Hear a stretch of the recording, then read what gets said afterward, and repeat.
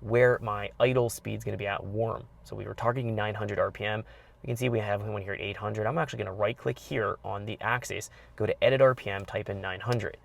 Next, I'm going to move my first data point here. I'm going to go put this at 800. That's going to be more trued up to the idle speed for this vehicle. So we want to make sure we have data points that are covering very specific portions of the idle speed. If we have them spread out too much on a bigger injector like this, we could have instability in our idle, and we might find that the air fuel isn't going to be consistent. The injector pulse width is not going to be consistent.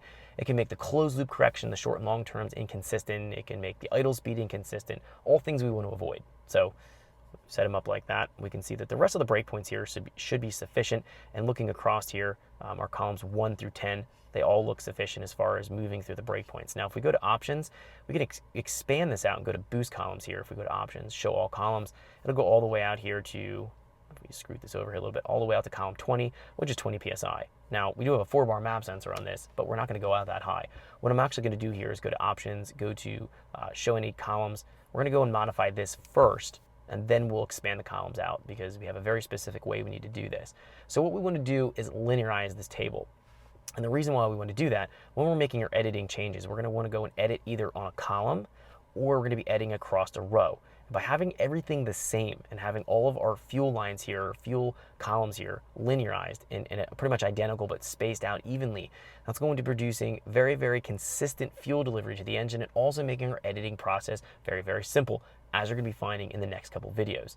So the first thing we need to do here is go into our column 10 and set this up first. This is going to be the pillar for building all of our tables from. So the number 10 column here is going to be 0 psi or atmospheric pressure. So we can see we're highlighting this. We have it go up and has a dip, comes back up again, then it comes back down again. We need to linearize this. Let's grab some of these values here. Let's kind of find this high point right here. So this is going to be about 1750. And if we sort of drag our cursor down here, we'd probably want to get to about this next point here. So we'll go from 1750 to about 5500. If we use Control P, that's going to linearize our fuel selection. We can see here, it's drawing a straight line.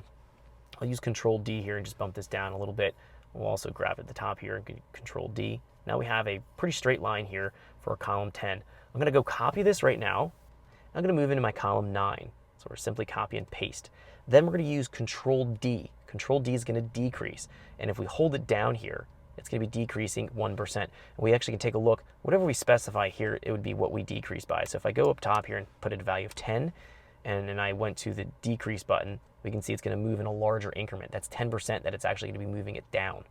So I usually like to go in 1, so it's going to be a little bit finer of an increment.